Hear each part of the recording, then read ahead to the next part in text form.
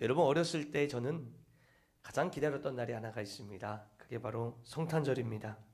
사실 많은 어린이들이요, 성탄절 자체 혹은 예수님이 좋아서가 아니라 누구를 기다리고 있을까요? 산타. 네, 산타클로스. 산타클로스 할아버지에게 선물을 받는 것을 굉장히 좋아하는 것을 볼 수가 있습니다. 그래서 부모님들은 어떻습니까? 자녀들의 받고 싶은 선물의 소원을 미리 물어봅니다. 이번에 산타클로스 할아버지한테 뭐 받고 싶어? 이렇게 물어보고 부모님이 몰래 준비해서 산타클로스의 이름으로 그 아이들에게 선물을 주죠. 산타 할아버지가 주고 간 거야 그러면서. 그런데 여러분, 거기에는요 의미가 있습니다. 어렸을 때부터 아이들이 기다림을 갖는다라는 거죠. 산타 할아버지를 기다리는 마음, 기다림을 갖는다라는 것은 우리 인생을 굉장히 아름답게 만들고 우리를 풍요롭게 만드는 축복이기 때문인 것입니다. 다만 좀 걱정이 되는 것이 있다면 이거예요. 기다리는 대상이 예수님이어야 되는데 산타 할아버지가 되면 안 되는데, 그게 조금 걱정이긴 합니다. 우리는 이 성탄절을 맞기 바로 전에 대림절을 지내게 됩니다. 대림이라고 하는 의미는요, 바로 이것입니다. 기다릴 대자에 이말 림자, 이 대림입니다.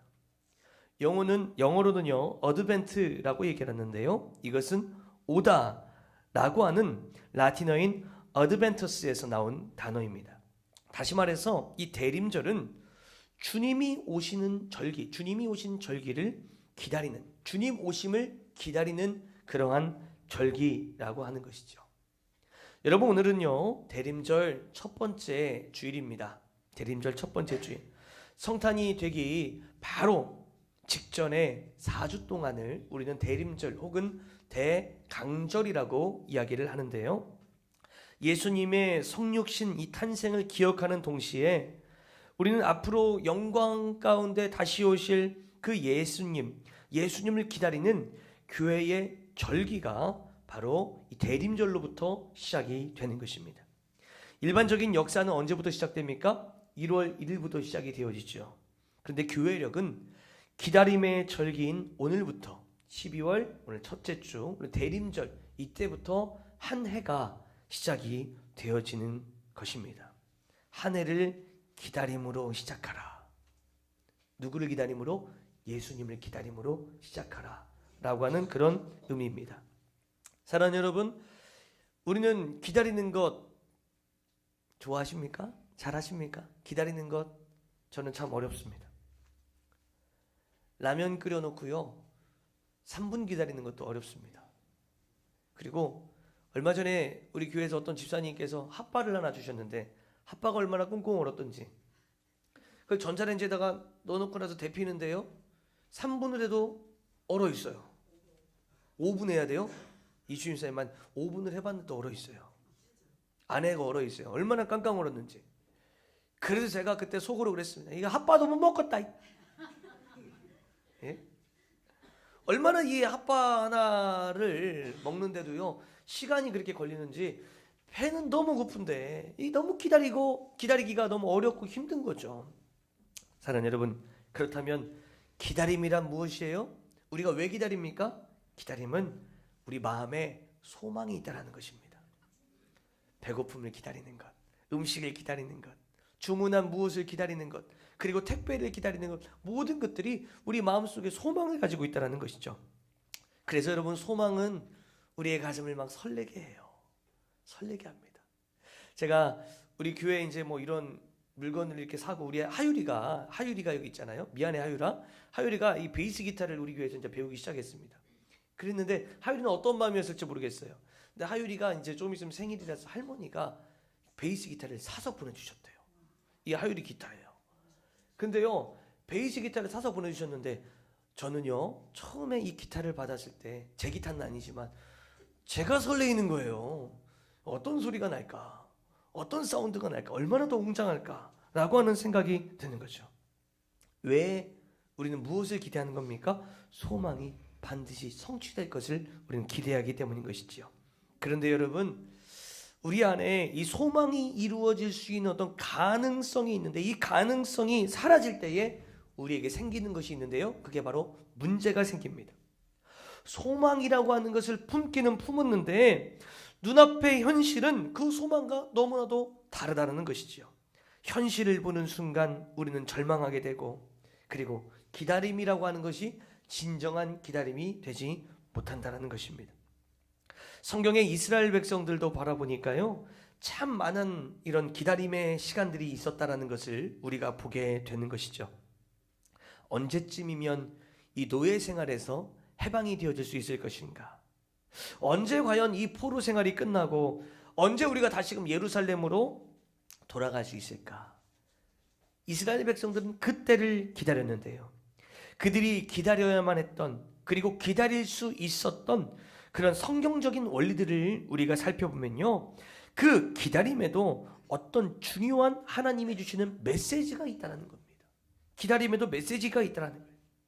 성경에 있는 말씀은요, 단지 2000년 전에 과거에 있었던 역사적인 사실로만 끝나는 것이 아니라 지금도 살아 역사하시는 우리 살아계신 하나님의 말씀이기 때문에 이 시대를 살아가는 저와 여러분들, 우리들에게, 그리고 개인마다, 가정마다 오랜 기간 동안 간절하게 기도하는 그 기도의 제목의 응답에 대해서 중요한 메시지를 오늘 말씀을 통하여 우리 가운데 주실 것이라 저는 확신합니다. 자, 그러면 지금부터 성경에서 이 기다림의 의미가 어떤 의미가 있는지, 그리고 어떻게 하면 우리가 잘 기다릴 수가 있는지에 대해서 하나씩 영적인 의미를 살펴보도록 하겠습니다. 여러분, 제가 얼마 전에 이미지를 하나를 본 적이 있어요. 이미지를 봤는데 여기 띄우지를 못했는데, 한국에 이 엘리베이터 있잖아요. 엘리베이터. 한국의 엘리베이터만의 특징이 있습니다. 그게 뭔지 아세요? 예, 닫힌 버튼에만 기스가 많이 나 있습니다. 그리고 어디에는요, 닫힌 버튼에 이렇게 페인트가 다 벗겨져 있어요. 왜 그럴까요? 그 이유가 무엇일까요? 한국 사람들은 빨리빨리를 좋아해요. 저거 사람 오는데도 그냥 누르고 있는 거예요. 사람이 달려와도 잠깐만요 하더라도 누르는 거예요. 그러면 사람 어떻습니까? 또 그 달려온 사람들은 어떻게 해서라도 엘리베이터 빨리 타려고 몸으로 일단은 집어넣고 보잖아요. 쾅쾅쾅쾅 소리 나면서 엘리베이터가 이기는지 내가 이기는지. 여러분, 그런 경험들 많이 있지 않습니까, 이은한 집사님? 여러분, 제가 지난번에도 말씀드렸지만 외국에 나가서 특히 태국이나 필리핀 가잖아요. 그러면 사람들이 뭐라고 얘기하는 줄 아십니까? 우리 한국 사람들에게 언니, 오빠 빨리빨리 그래요. 왜요? 한국 사람은 빨리빨리 해요. 빨리빨리 1달러, 빨리빨리 1달러 그래요. 그런데 여러분, 우리 한국 사람들은 너무나도 빨리빨리를 좋아합니다. 그러다 보니까 우리나라 전화번호, 국가번호가 뭐라고요? 빨리예요. 파리. 예? 기다리는 것을 굉장히 힘들어하는 그런 경향이 우리 안에 있다라는 것입니다. 그래서 어떤 분이요, 이렇게 기도했대요. 자기 자신에게는 인내심이 너무 없다라는 것을 알고 하나님 앞에 이렇게 기도를 했다고 합니다. 주여, 저에게 인내심을 주시옵소서. 속히 허락하여 주시옵소서. 주시옵소서. 왜 안 주는 거예요 지금? 왜 안 주는 거예요? 지금 다 기도를 이렇게 하는데. 그런데 여러분, 우리 한국 사람만 성격이 급한 것이 아니라 성경 보니까 유대인들도요, 성격이 얼마나 급한지 모르겠습니다. 모세가 시내산에 올라갔잖아요. 시내산에 올라갔는데 며칠 안 내려오니까 어떻게 합니까? 그새 금송아지 만들어 놓고 거기다가 막 숭배를 하고 있습니다. 또 뭔가 조금 부족하다 싶잖아요. 이 사람이 뭔가 좀 부족하다 싶으면 뭐부터 집어들어요? 돌부터 집어들어요. 죽이려고. 예? 굉장히 유대인들은요 급합니다. 그래서 성경에 보면요, 여호와여 어느 때까지이니까, 하나님 어느 때까지입니까? 이런 표현들이 굉장히 많이 나와요. 하나님 언제까지 기다리라는 거예요? 하나님 언제까지 기다리라는 거예요? 언제까지예요 도대체? 그래서 우리와 유대인들이 참 비슷한 점이 많아서요, 공감이 참 많이 될 때가 있다는 것을 우리는 볼 수가 있습니다. 정말 그런 것 같아요, 여러분. 우리가 하나님 앞에 기도하잖아요. 그러면 하나님 이렇게 주세요. 그럼 하나님께서 그래 여기 있다, 얘다 딱 주시고, 하나님 주세요, 얘다 딱 주시고, 예? 하나님 지혜 주세요. 하나님 성적 좀 잘 받게 해주세요. 얘다 1등 딱 하게 해주시고. 그러면 여러분 얼마나 좋겠습니까? 사실 여러분 이것이 우리의 솔직한 마음이잖아요. 기도하면 즉각적인 응답, 하나님이 주시기를 원하는 것 아니겠습니까? 그런데 하나님은 우리에게 왜 기다리게 하실까? 왜 기다리게 하시는가? 다 하나님이 하시는 일에는요 깊은 뜻이 있는 줄로 믿습니다. 그래서 우리는 왜 기다림이 중요한가? 성경 안에서 한번 풀어나갈 필요가 있다라는 것이지요. 여러분, 이스라엘 백성들이요 애굽에서 노예 생활을 했습니다. 그런데 이스라엘 백성들이 노예 생활을 하니까 너무 괴로운 거예요. 너무 힘든 거예요. 너무 막 아주 고통스러운 거예요. 그것이 출애굽기 1장에 나와 있는 말씀입니다. 그러면 하나님께서 이렇게 말씀해 주시면 얼마나 좋겠습니까? 아이고, 니들이 고생이 많구나. 내가 당장 너의 그 노예 생활에서 내가 건져주마. 이렇게 말씀하시면 너무나도 좋겠지만, 이렇게 말씀하신 것이 아니라 바로 2장에 한 아기, 출애굽기 2장에 한 아기를 태어나게 하시는데요, 그 아기의 이름이 누구냐? 바로 모세라는 사람입니다. 그리고 그 모세가 나중에 이제 80세가 되고 나서야 그를 통하여서 하나님은 이스라엘 백성들을 출애굽을 시켜주시죠. 그래서 그의 과거를 바라보면 그의 인생의 전반기 40년 동안은 애굽의 왕궁에서 학문과 리더십을 하나님께서 모세에게 배우게 해주셨고요. 또 그리고 나서 그 다음 40년은요, 그리고 광야에서 낮아짐을 하나님께서 배우게 하셨습니다. 그렇게 80년의 시간을 기다리고 나서, 기다림이 있고 나서 하나님은 그 모세를 사용하십니다. 그리고 이스라엘 백성들을 출애굽을 시키신다는 거죠. 물론 여러분, 성경에요 급한 상황이 있을 때는 하나님께서 즉각적으로 응답을 하실 때도 있었습니다. 하지만 하나님이 일하시는 원칙은 무엇일까요? 바로 그 정석은 무엇일까요? 기다리는 거예요. 기다리는 거. 어떤 약속을, 어떤 기다림일까요? 자, 정석 3가지입니다. 첫 번째, 약속의 말씀을 주세요. 두 번째, 그 약속의 말씀이 이루어질 때까지 기다리게 하세요.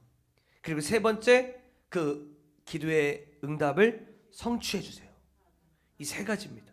말씀과 기다림과 성취, 이 3가지예요. 이 3단의 구조인데요, 이게 굉장히 중요합니다. 여러분 기도할 때 잘 여러분 기도하셔야 됩니다. 이걸 생각하면서 기도하셔야 돼요. 하나님이 먼저 말씀하세요. 그 다음에 말씀대로 기다리게 하세요. 기다렸을 때 잘 기다리는 자에게 하나님께서 그 말씀을 성취해 주세요. 이 3가지가 굉장히 중요합니다. 창세기에 보면요, 아브라함과 사라가 나오죠. 이 부부는 후손에 대한 약속을 받습니다. 자식이 없었기 때문이지요. 그리고 나서 몇 년을 기다리냐? 25년이라고 하는 시간을 기다린 이후에야 아들인 사랑하는 아들 이삭을 얻게 되었고요.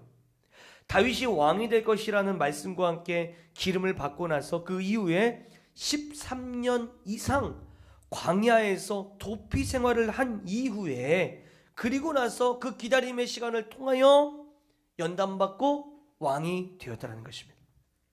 이외에도 마찬가지예요. 수많은 믿음의 사람들을 바라보니까요, 말씀, 기다림, 성취, 이 영적인 원리를 그들이 체험을 했다라는 것입니다. 무엇보다도 여러분, 메시아이신 예수 그리스도를 이 땅에 보내신 것도 같은 원리였습니다.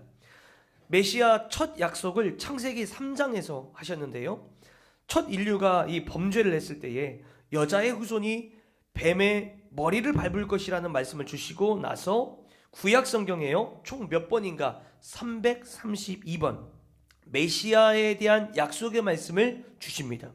그리고 나서 바로 메시아가 오신 것이 아니라 기다리게 하셨어요. 메시아를 기다리게 하시고, 그리고 그 모든 것을 다 성취해 주시는 예수님께서 이 땅에 오셨다는 것입니다. 그래서 구약, 신약, 이것은요 약이 아니에요, 여러분. 물론 우리에게 약과 같은 것이죠. 우리 영적인 약이죠. 하지만 이 말씀의 정확한 구약, 신약의 의미는 뭐냐? 다 약속을 의미하는 거예요. 옛 약속과 새 약속, 언약을 얘기하는 것입니다. 메시아 오시기 전까지, 예수님께서 이 땅에 오시기 전까지의 약속이 바로 구약이고요. 그리고 예수님 오신 이후의 약속이 바로 신약입니다. 그러니까 성경은요, 창세기부터 요한계시록까지 이르러서 모든 책이 다 무엇으로 가득 차 있는 거예요? 약속으로 가득 차 있는 것이죠. 그렇기 때문에 이 약속과 성취 사이에는 반드시 어떠한 기간이 있어요. 어떤 기간이에요? 기다림의 기간이 필요한 거예요. 약속하시고 이것이 성취되기까지는 기다림의 기간이 필요한 것입니다. 근데 여전히 우리의 솔직한 심정은 이거죠. 하나님께서 말씀하시면 하나님 바로 응답 주실 수 있잖아. 하나님께서 하려고만 하면 얼마든지 지금 당장 응답 주실 수 있지 않은가?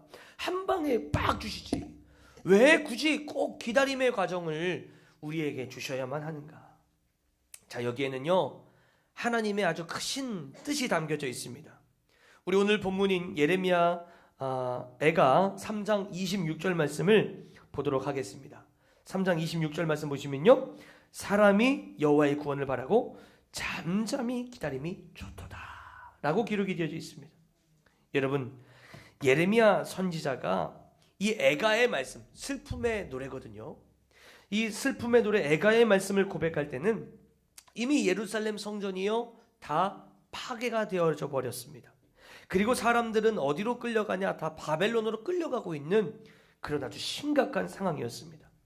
그래서 예레미야 자신도 1장 이전에는요, 자신의 1장과 2장에서는 자신의 창자가 끊어지고 간이 땅에 쏟아질 것 같은 그런 아주 고통 가운데 있다라고 얘기를 했는데, 1장과 2장에서는 3장에 와서, 오늘 본문에 와서 사람이 여호와의 구원을 바라고 기다림이 좋다.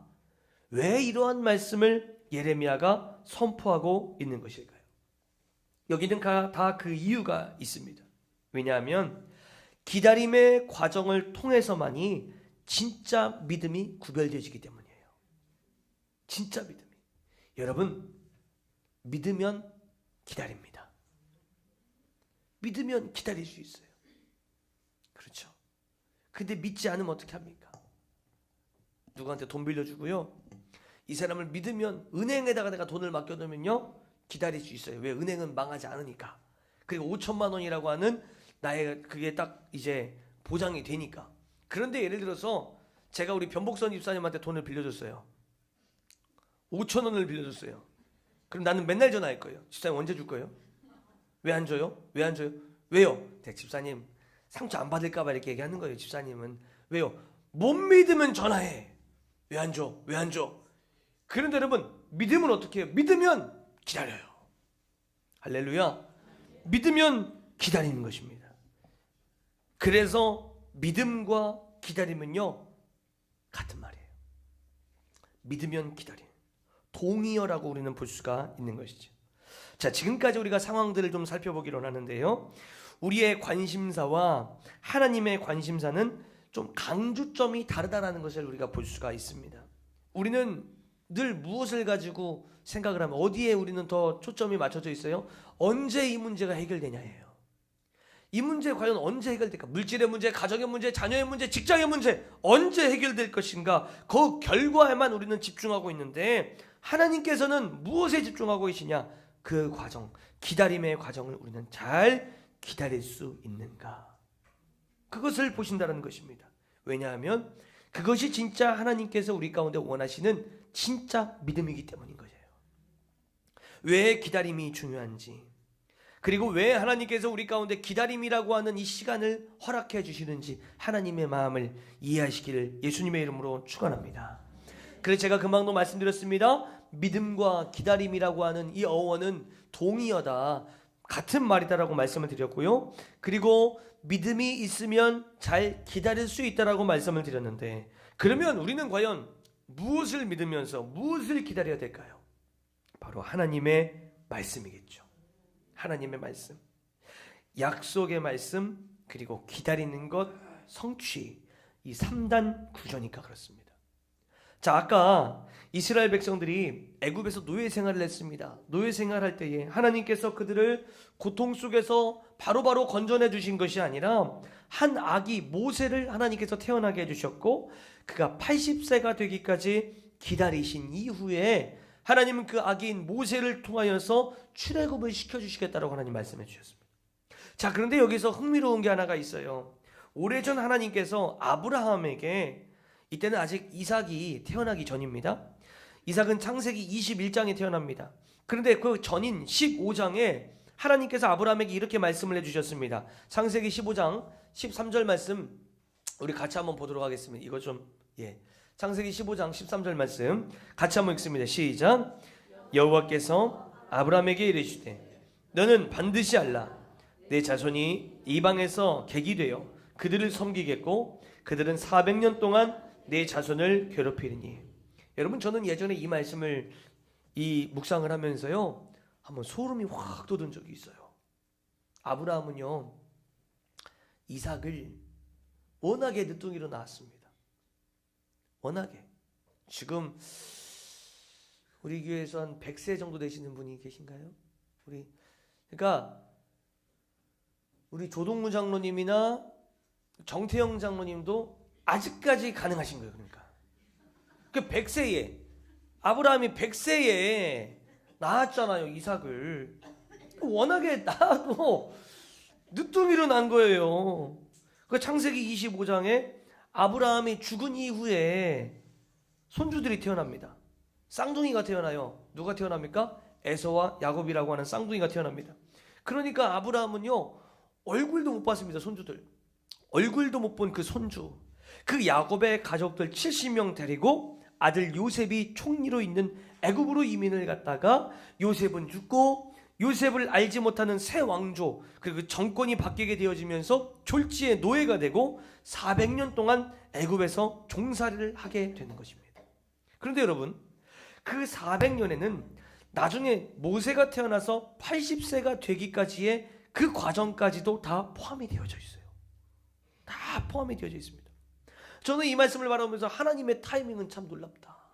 이야, 신기하다. 어떻게 하나님은 그것까지 다 아시고 어떻게 그 400년에 모세가 80세가 되어서 이렇게 하나님의 일을 출애굽을 하는 그 모든 시간까지 다 포함이 되어져 있을까? 자, 이렇게 여러분, 하나님의 때에 이제 이스라엘 백성들이 출애굽을 하게 되는데요. 그때가 역사적으로 언제냐? BC 1446년 1월 15일이었습니다. 그리고 나서 그 이후에 어떻게 되는가? 40년이라고 하는 광야의 시기를 지난 이후에 그들이 비로소 하나님께서 약속하신 젖과 꿀이 흐르는 가나안 땅으로 들어오게 되죠. 그리고 400년의 그 영적인 암흑 시대인 사사 시대를 거쳐서 초대왕 사울, 그 다음에 다윗, 그 다음에 솔로몬으로 이어지는 통일 왕조, 그리고 솔로몬 위에 있는 남과 북으로 나뉘는 남북 왕조로 나뉘어서 400년과 500년의 시간이 더 지나게 돼요. 500년의 시간이 더 지나게 됐는데요. 그리고 결국 이 바벨론에 의해서 예루살렘이 함락이 되어지고 모두가 바벨론의 포로로 잡혀가게 되는 것입니다.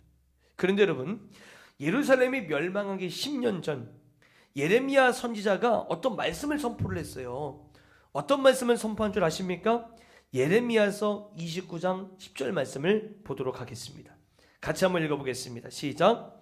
여호와께서 이와 같이 말씀하시니라. 바벨론에서 70년이 차면 내가 너희를 돌보고 나의 선한 말을 너희에게 성취하여 너희를 이곳으로 돌아오게 하리라. 이 말씀 잘 보세요. 70년이 차면 나의 말이, 나의 선한 말이 어떻게 돼요? 성취가 되어서 이곳으로 다시 돌아오게 한다라는 것입니다. 저는 여기에서 특별히 이 70년이 차면 이라고 하는 이 구절이 참 좋아요. 이 표현이 너무 좋은 것 같습니다. 하나님의 타이밍이라고 하는 것은, 하나님의 때는 대충대충 기분 따라 이루어지는 것이 아니라 정확하게 그 시간이 찰 때에 성취가 이루어진다라는 거예요. 할렐루야. 얼마나 이게 은혜가 되는지 모르겠어요. 우리에게도 하나님의 때가 있을 겁니다. 죄송해요. 우리 김진선 집사님 죄송합니다. 우리 김진선 집사님이 할머니가 됐어요. 누가 보면 40대처럼 보이는데 벌써 할머니가 되셔가지고, 왜 그러냐면은 우리 김진선 집사님이 여태까지 새벽 예배 때마다 나와서 기도한 것이 있어요. 사랑하는 딸을 위해서 기도하고, 그 딸의 가정에 결혼한 지 3년이 넘었는데 아직 하나님이 애를 안 주셔서 하나님 그 가정에 애를 좀 주세요. 애를 주세요. 그랬는데 하나님께서 하나님의 타이밍에, 근데 만약에 그 전에 하나님이, 저는 그런 생각을 해봐요. 김진선 집사님, 죄송합니다. 김진선 집사님이 우리 교회 와서 신앙생활을 제대로 하기 그 전에 만약에 하나님께서 애를 주시고 모든 것들이 평안했다면 우리 김진선 집사님 이렇게 하나님 앞에 간절하게 기도할 수가 있었을까? 그런데 여기 와서 하나님 앞에 막 기도하고 새벽마다 수요예배마다 예배 때마다 하나님 앞에 기도하고 와서 무엇이든지 하나님의 영광 위해서 해보려고 하다 보니 결국에 하나님의 타이밍이 딱 되니까 하나님께서 할렐루야 부를 수 있도록 은혜를 주신 것 아니겠습니까? 정확히 그 시간이 딱 차는 그때에 하나님의 성취가 이루어지는 것입니다. 그래서요, 이 약속의 말씀을 붙들고 기다리는 사람은 설령 자기의 때에 예루살렘에 들어가지 못한다 할지라도 내 후손들은 들어갈 수 있다. 내 때에 이루어지지 않아도 내 후손 때에는 반드시 이루어질 것이라는 그런 확신과 감사의 마음이 들게 된다는 것입니다. 다니엘이요, 아주 어린 나이에 포로로 바벨론으로 잡혀왔어요. 친구들과 함께 잡혀왔죠. 근데 그는 수십 년의 세월이 지나도 하루에 3번씩 뭘 했습니까? 예루살렘 쪽을 향하여 창문을 열고 기도하면서 무엇을 한 줄 아세요? 다니엘서 6장 10절 하반절 말씀 보니까 그의 하나님께 감사하였더라. 그의 하나님께. 비록 지금은요, 예루살렘 성전이든 성벽이든 다 폐허가 되어버렸어요. 다 무너진 그런 상황이었습니다. 하지만 70년의 약속을 굳게 붙잡고 있었기 때문에, 하나님의 타이밍을 굳게 믿고 있었기 때문에 다니엘의 입술에서는 감사가 나올 수 있었던 거예요. 감사가.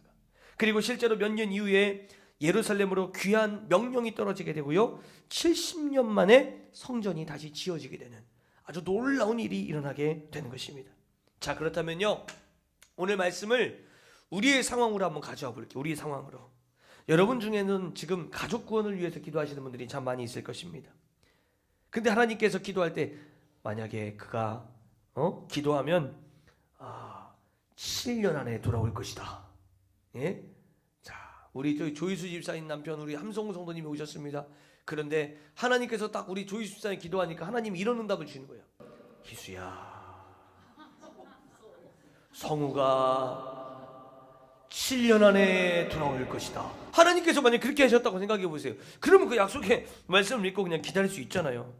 이렇게 그냥 하나님께서 분명한 어떤 약속의 말씀을 주신다면 앞으로 남은 말씀도 그 말씀 붙들고 기도할 수 있을 텐데, 그런데 하나님은 그 기간을 성경을 통하여서, 환상을 통하여서, 또 하나님의 사람들을 통하여서 분명히 말씀을 주실 때도 있지만 때로는 주시지 않을 때도 있다는 겁니다. 그래서 뭐라고 말씀하세요? 때와 기한은 너희 알 바가 아니다. 그때가 언제인지 너네 알 바 아니다 하면서 안 알려주시기도 하고요. 이런 경우라면 여러분, 우리는 과연 어떤 말씀을 붙들고 나아가야 될까? 여러분 궁금하지 않으십니까? 오늘 본문 예레미야 애가 3장 25절 말씀 같이 한번 마지막으로 읽어보겠습니다. 시작. 기다리는 자들에게나 구하는 영혼들에게 여호와는 어때요? 선하시도다. 할렐루야. 여호와는 선하시도다. 우리의 기도에 응답하시니까 선하시다 이것이 아닙니다. 응답하셔서 선하신 것이 아니라 하나님 자체가 선하신 줄로 믿으시기를 축원합니다. 하나님은 선하신 하나님이세요.